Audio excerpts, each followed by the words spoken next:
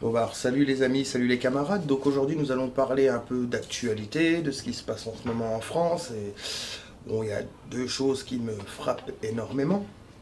Alors premièrement la Coupe du Monde. Bon, je tiens quand même à féliciter l'équipe de France qui a remporté cette compétition qui fut très difficile et très compliquée pour eux. Et à les remercier aussi de m'avoir pris ma barbe suite à un pari débile. Enfin voilà. Mais derrière ça, voilà. Donc j'ai eu aussi plusieurs plaisirs pendant cette Coupe du Monde. J'ai pu voir quelque peu les populations, du moins dans ma ville, réunies ensemble, unies dans une même cause. Ben voilà, bon, le problème il reste là, quoi. Pourquoi aller défendre un sport de multimillionnaires? Pourquoi aller défendre ce sport alors qu'il est aussi noble quand il est joué par des petits clubs, par des jeunes de nos villes, de nos écoles, de nos cités, qui se défendent et qui ont la même rage de vaincre dans leur club que à l'international ou au national. Voilà. Et pourquoi ne pas s'unir avec autant de ferveur et autant d'ardeur pour défendre nos droits et défendre nos besoins, défendre nos enfants, parce qu'en ce moment, bah voilà, c'est ça le problème. Le problème, c'est que cette société, elle s'aggrave, elle s'empire, c'est de pire en pire, ça devient fou. Et au final, je remarque que nos populations et notre société est totalement prise par ce qu'on appelle le panem et le circens, donc qui est en latin, qui veut dire le pain et les jeux, qui était une doctrine romaine ou gréco-romaine qui visait à occuper les gens, à leur donner un peu à manger pour pouvoir les assouvir du mieux qu'on pouvait. Et c'est ce qui se passe à cette heure-ci. On est des milliers de smicards, des milliers de pauvres, de RSistes, de RSistes ou de RSA, je ne sais pas comment qu'on dit. Enfin voilà, on est des milliers de personnes dans la précarité, qui sont prêts à terminer leur fin de mois avec une assiette de pâtes sans viande, sans sauce, sans beurre, et j'en passe des meilleurs, enfin sans accompagnement et sans manger correctement, mais qui sont prêts à se mettre devant une télévision, à payer une redevance télévision pour regarder des millionnaires, des gens qui vivent dans un train de vie totalement supérieur au nôtre et qui clairement se foutent de nous parce qu'ils disent oui, on amuse la France, on rend le peuple français heureux, les Français sont heureux. Mais c'est le but du jeu, c'est justement c'est de nous occuper l'esprit.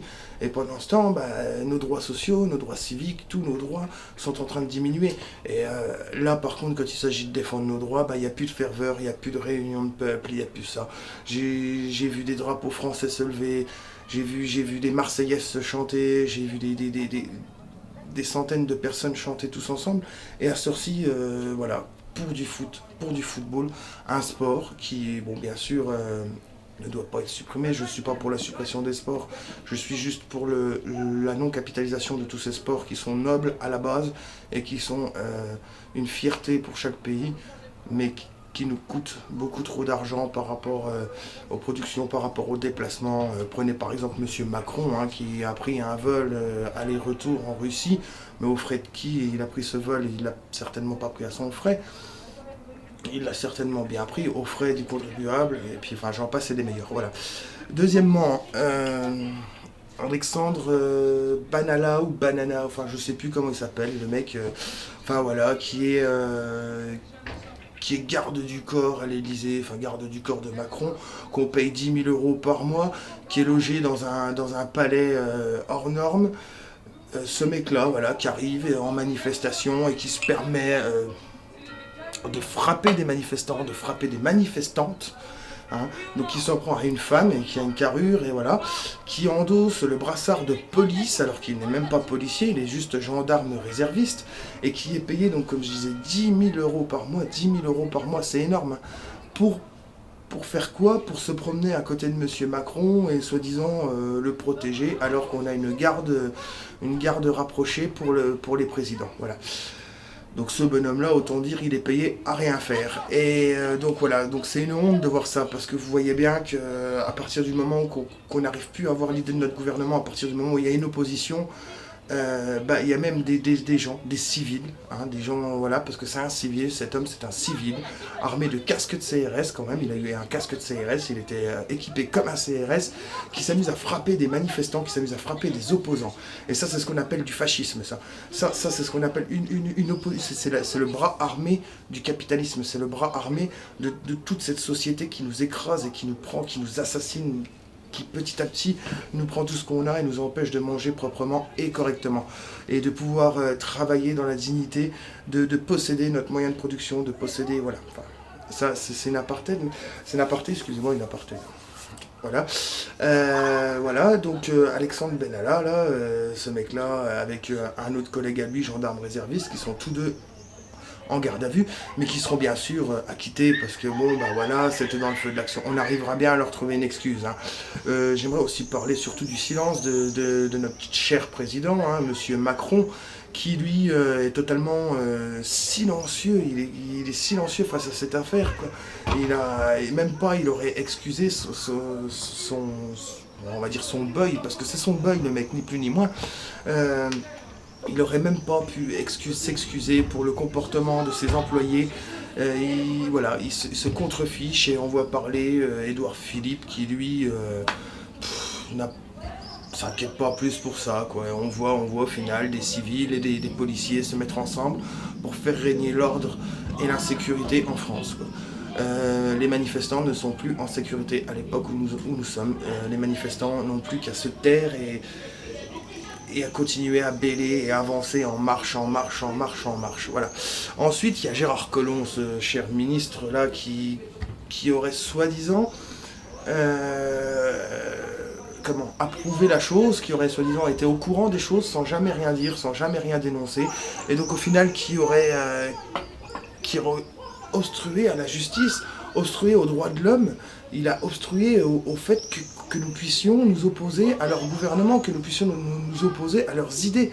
Et en laissant ces deux civils, plus cette horde de CRS abrutis, bien entendu, frapper sur des manifestants sans raison et sans pitié. Voilà.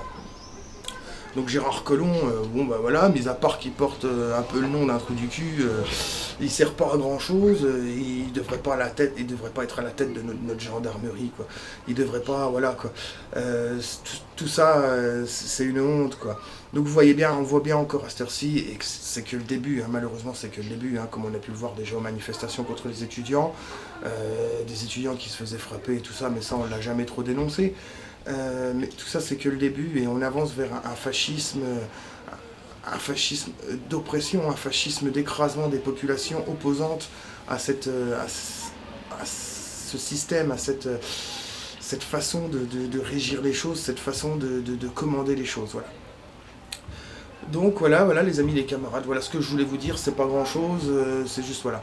Mais il est temps, mes amis, mes camarades, il est temps français, il est temps de se lever pour des choses valables, il est temps de défendre vos droits, il est temps de défendre votre sécurité sociale, il est temps de défendre votre travail, il est temps de défendre vos salaires, il est temps de défendre vos congés payés, il est temps de défendre tout ça, il est temps de défendre votre droit de conduire comme vous voulez, en respectant bien entendu les libertés des autres et en faisant attention aux autres usagers. Enfin voilà, mais enfin il est temps de vous défendre, il est temps français de se lever, de brandir le drapeau français fièrement et de le brandir pour quelque chose. Et il faut arrêter de brandir le drapeau français pour quelques millions d'euros qui ont été dépensés, enfin quelques millions voire quelques milliards, hein, parce que je dis ça gentiment, mais voilà, je ne connais pas exactement les prix qu'a pu coûter la Coupe du Monde à l'équipe de France, à l'Union Européenne et surtout aux contribuables, voilà. Sans oublier tous les objets dérivés qui ont été vendus grâce à cette Coupe du Monde et qui ont fait que, au final, les pauvres abasourdis et totalement pris dans l'engrenage du Panem et Circenses ont dépensé aux dépens d'un paquet de pâtes ou aux dépens d'une boîte de conserve pour pouvoir manger correctement. Enfin voilà, il est temps de voir la réalité des choses en face.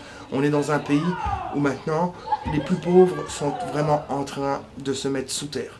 Donc maintenant, il faut se battre. Si vous ne vous battez pas, vous perdrez tout. Dites-vous-le bien. Et c'est maintenant qu'il faut se battre. C'est pas une fois qu'on mourra tous de faim. Voilà. D'autant plus, j'aimerais vous conseiller pour une marche à suivre. Donc il y a un film qui est très bien, qui s'appelle Winter on Fire. C'est un documentaire sur la révolution ukrainienne de 2013. Vous pouvez le regarder. Il est très très intéressant. On essaiera de vous mettre un lien sur la chaîne. Bon voilà les amis, les camarades, c'est tout ce que j'avais à vous dire. Surtout, n'oubliez pas, hein, la lutte c'est pas sur internet, la lutte c'est pas sur les écrans, la lutte c'est dans la rue. Hasta siempre.